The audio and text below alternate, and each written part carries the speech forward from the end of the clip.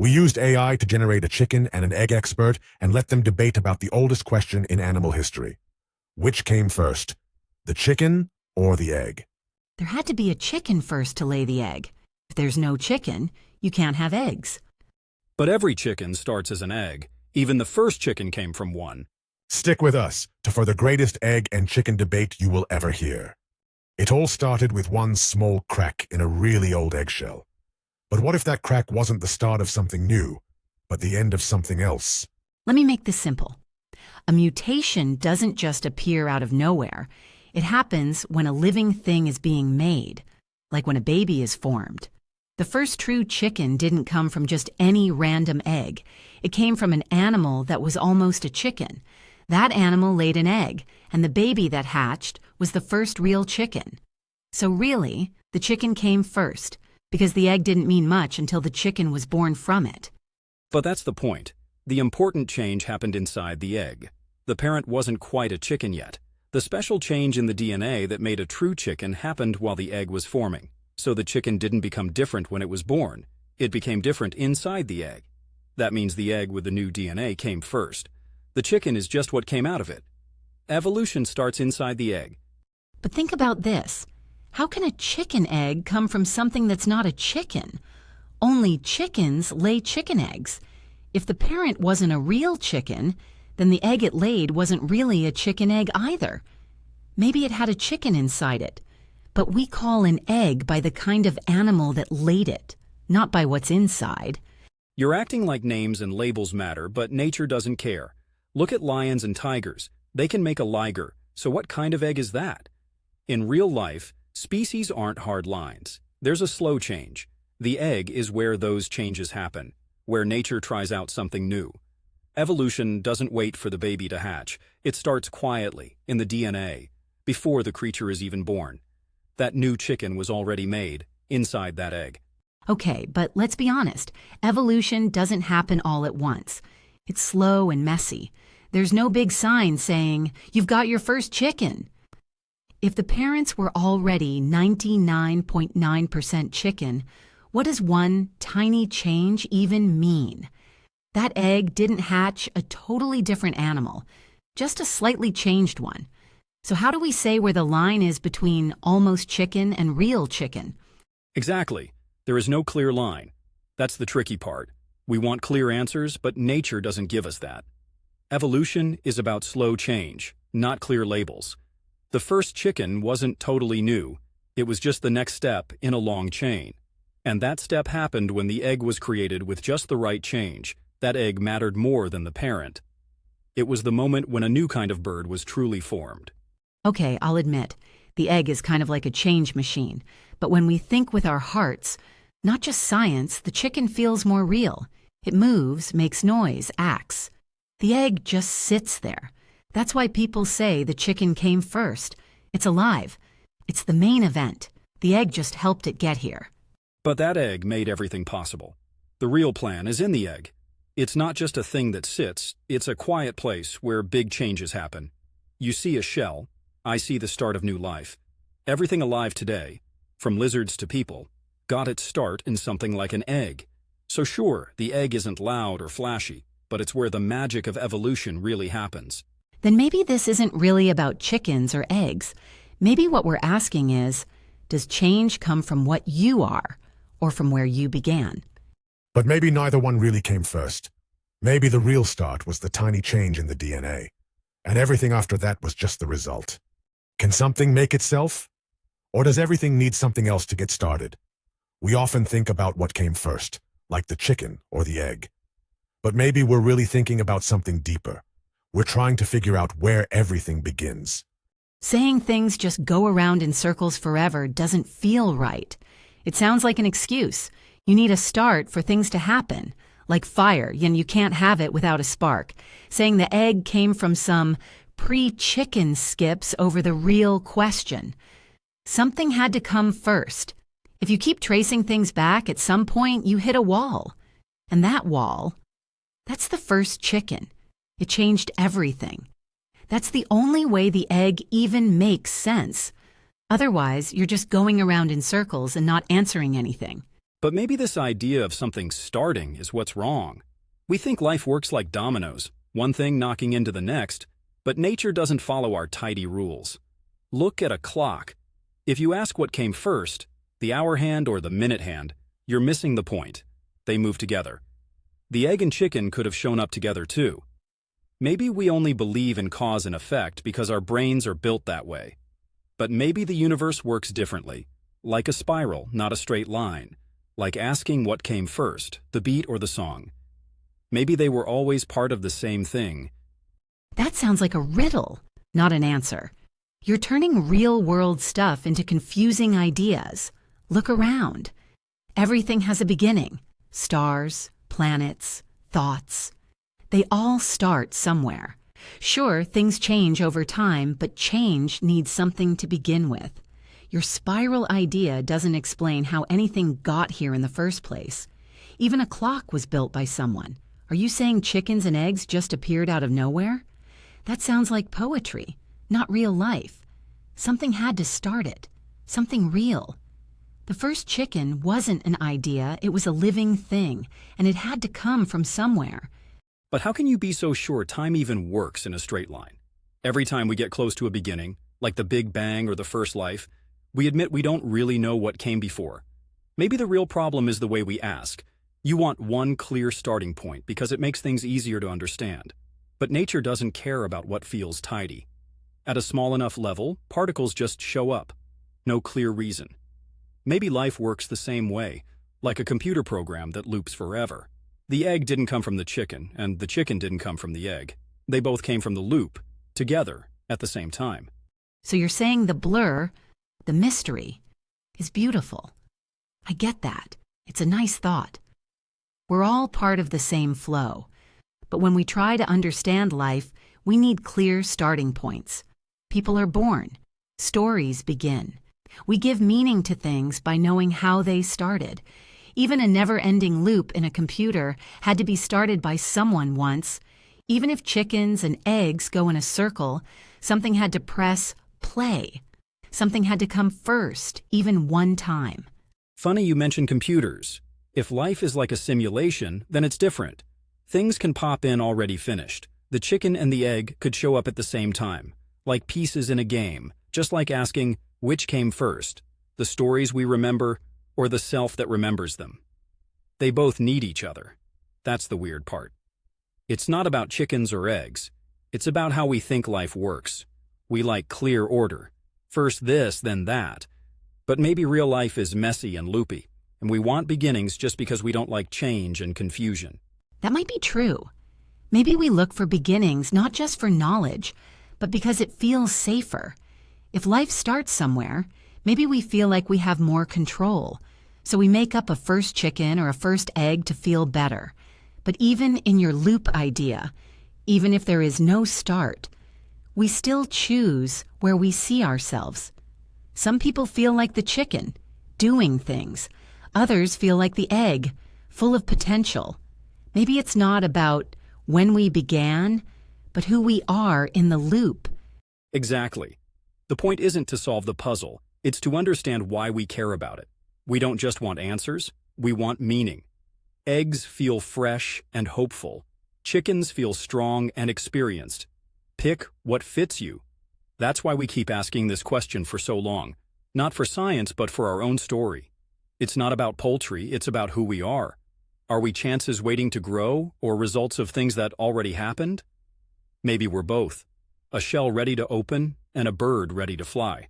What came first? Maybe the question did. And maybe that's the real mistake. Thinking life is simple enough to fit in one question. But now I'm wondering, maybe we're not the chicken or the egg at all. Maybe we're just the loop itself. Maybe the real answer isn't about where it started, but about why we keep asking. And if you think that's confusing, wait till we talk about the omelet. All creation stories have to start somewhere. But where does everything really begin? Let's think about this question. What came first, the chicken or the egg? Let's not make it too complicated. In many old stories and religions, the chicken just appeared. It didn't come from an egg. It didn't change slowly over time. It was just there. In the Bible and in Hindu stories, for example, a god simply created animals.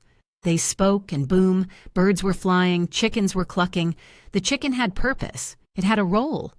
It was meant to be. The egg didn't have all that. It's just a shell, a tool. You don't sing songs about eggs.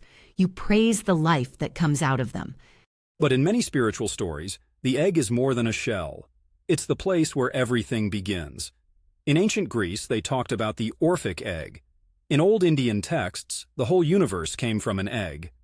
Not a chicken, an egg. The egg means something deep and full of promise. It holds mystery, change, the moment before something happens. That's why you find it in myths, spiritual stories, and rituals. Everything starts from the egg. Before anyone spoke, before anything had shape, there was the egg. But here's the thing. The egg only matters because it holds life. And when people long ago thought about creation, they didn't picture an egg floating in space. They thought about living animals, birds flying, creatures moving around. Chickens make sounds, help us, and even give things up. Eggs don't do anything by themselves. They just sit there. Without a chicken caring for it, protecting it, there's no life. So even as a symbol, the chicken had to be there first. You're thinking that life always needs someone else. But in many stories, life can start on its own, like light suddenly shining in the dark. The egg isn't empty or still. It holds the whole world in a tiny space. It doesn't need a chicken to matter. The moment it breaks open, something new begins. That's why, in Chinese mythology, a being called Pangu comes out of a cosmic egg and creates the world. No chicken, just the egg and everything inside it. Creation doesn't always need a helper. Sometimes it starts with pressure, waiting, and then it bursts out. But in real religious life, we don't pray to eggs. We pray to people, gods, holy spirits. We tell stories about them. Humans like faces, names, and characters. That's what chickens give us. They live, they grow, they feel fear or bravery. They can be saved or sacrificed. An egg doesn't really do anything. No feelings, no voice. It might be where things start, but the chicken is the one that has real life, with a story. That's what people connect to in religion. Maybe that's exactly why people respect the egg, because it comes before all that. Before you have a name or thoughts or choices, you're just becoming. The egg is pure, full of possibilities. Anyone can imagine something different inside it, and that's powerful. Religions don't honor the egg because it speaks, but because it holds secrets. You don't know what's coming until it opens. The divine doesn't need to be loud or explain itself. Sometimes it hides on purpose.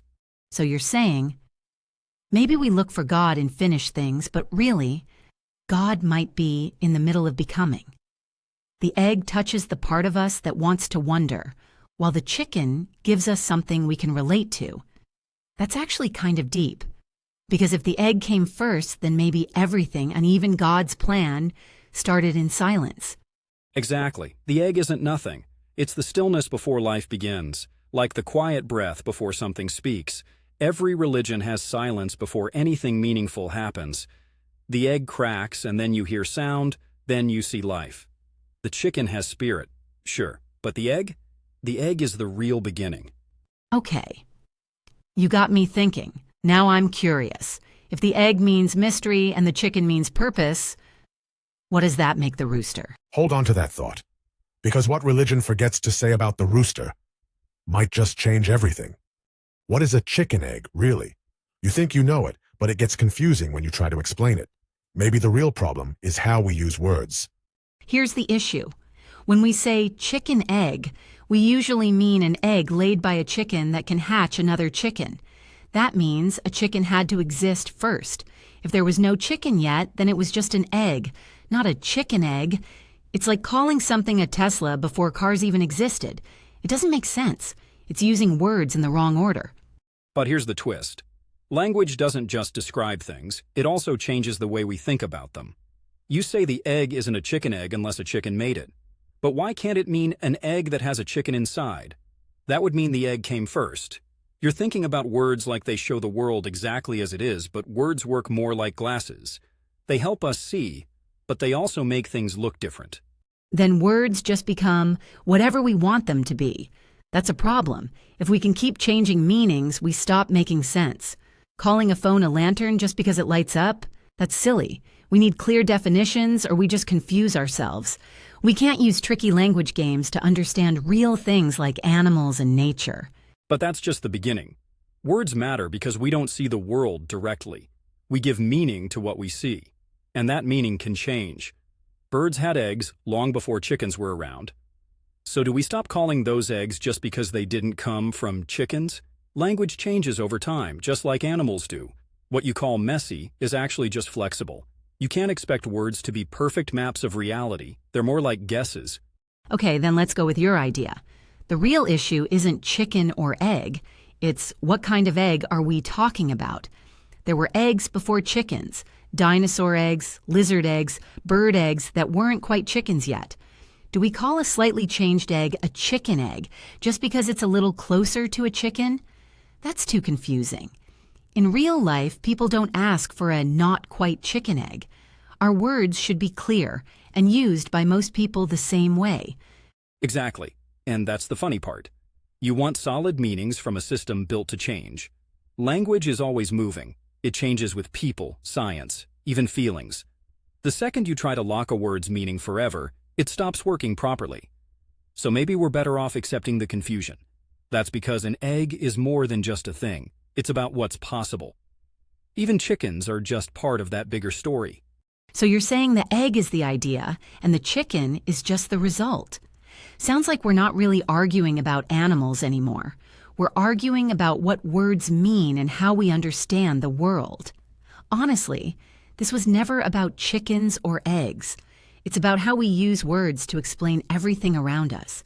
So maybe the real question isn't what came first, but who decided what it means. So, what happens when deep science meets a really old question? Things get strange, and stuff stops making normal sense. Let me just say what no one wants to admit. If we live in a computer-like world, like a simulation, then the chicken didn't grow naturally or come from an egg. It was just made suddenly, like how a video game character appears out of nowhere. Maybe some powerful being just typed, "create chicken," and pressed enter. The egg. Just something extra they added later in version 1.1 of the chicken update. Wait a minute. Creating a whole chicken from nothing uses a lot of energy, even in a computer world. Think like a game designer. It's smarter to start with something small and simple. What's easier for the system? A little egg that grows into a chicken slowly, or a full-grown chicken that has to walk around, peck stuff, and act real from the start. Exactly. The egg uses fewer resources. It's easier to make. Then the chicken comes out when the egg hatches. Makes more sense. But who says the people running the simulation care about using energy wisely? Maybe they're just doing it to mess with us. Maybe this world is supposed to be confusing, like a weird science experiment full of opposite things at once. Think about it. Maybe the chicken is both before and after the egg, waiting until we look at it. That's why we can't figure this out. It's not broken. It's meant to confuse us. Like when two pictures look the same until you zoom in. And let's be real. This is a world that gave us the platypus. Okay, fair. But even weird stuff can follow some rules. Just because something looks crazy doesn't mean it doesn't work a certain way. For example, in quantum physics, things can be in two states at once until someone looks at them. Same with the chicken and the egg. They could both exist together until someone asks which came first. Maybe the question itself changes what's real. Before you asked, there was just a maybe, the chick egg. But when you look, it becomes one or the other. Asking the question makes the answer happen. So we're saying reality works like a menu, and it only loads what we click on. That's insane, but kind of makes sense. Maybe we're stuck in this chicken versus egg loop because something is watching how we react. And maybe it's not about chickens at all. Maybe it's about keeping us thinking. Maybe the point is to keep us asking, not to answer. And the more we ask, the more real the world seems. That could explain why this question has been around forever. It's not really about solving anything. It's about keeping things going. It's like a little tug of war between two ideas. The chicken and the egg might just be a way to make us keep wondering. And once you see that, you stop worrying about which came first. Instead, you wonder why we need this question at all. That's the strange part. Not that we don't know, but that we're never supposed to. So we're inside a confusing loop, talking about a confusing loop just because of the loop itself. That's kind of scary. But it also adds up. It's not about which came first. It's that first never mattered. The argument is the point. But now I have a worse thought. If the whole universe works this way, how many other things are just fake choices we think are real? And that's just the start. Because next time, we talk about feelings. What's more important, the hope we see in the egg or the personality of the chicken? Everyone knows the question. But this time, it's not really about science or where things come from. It's about how talking about this silly topic makes us feel. And what that says about us. Let's be real. The chicken came first, not thinking about science or evolution here. I'm talking about feelings. You can touch a chicken, hear it, see it walk around. It's alive. It has a personality. Chickens look at you with those funny, judging eyes like they know something. You can feel a connection. An egg? It's just sitting there, quiet, cold. You can't connect with it the same way. A chicken feels real. You need a face to feel something. That's why I say the chicken came first. But that's just it. The egg means something too. It stands for hope. It's everything that could be. The egg holds a secret, a future. Sure, it's cold at first, but it can be warmed, just like belief or love. Every chicken, no matter how full of attitude, came from an egg. The egg is beautiful because it shows potential. And for some people, that's even more emotional.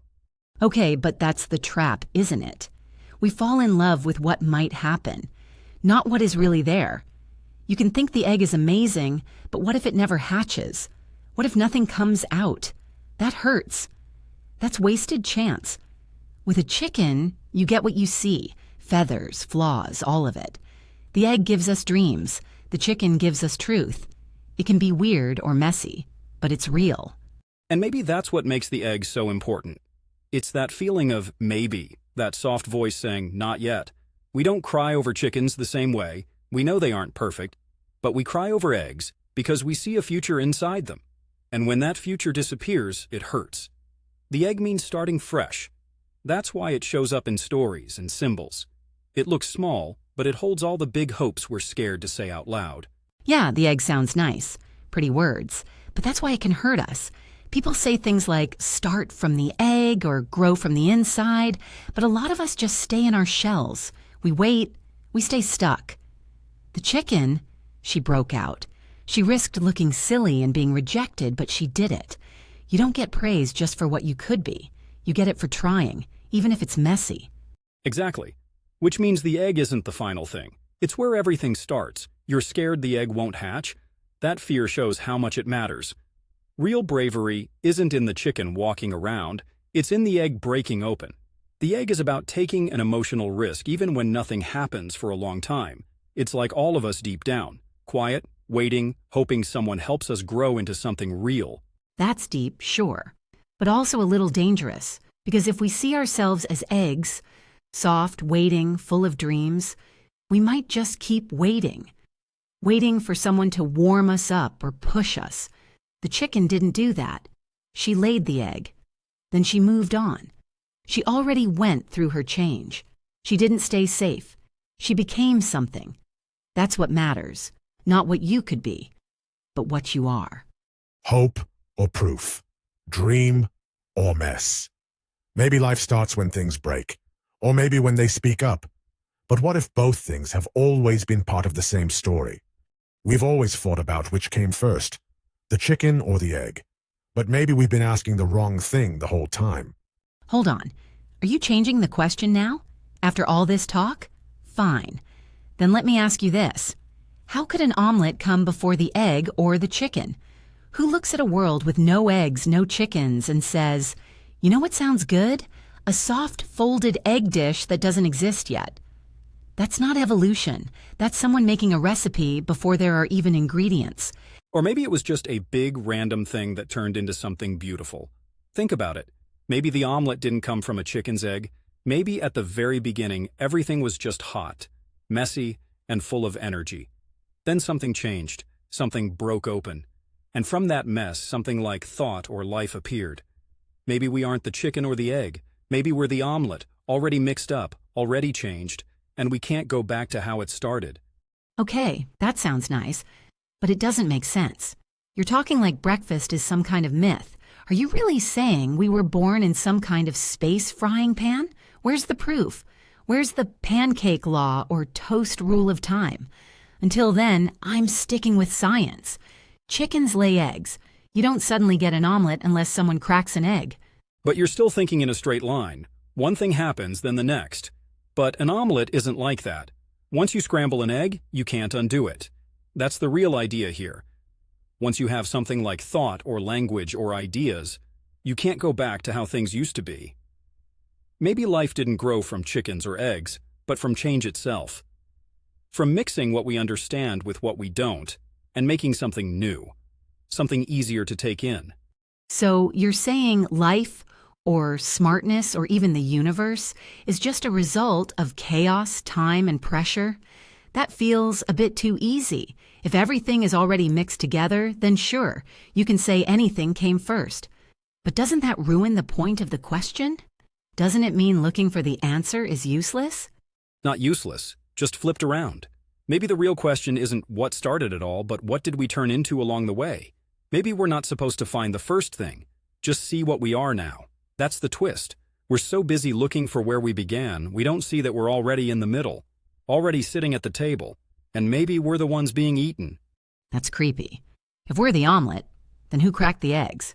Who heated the pan? And worst of all, who's got the fork? But right when they thought they were done thinking about it, another idea hit them.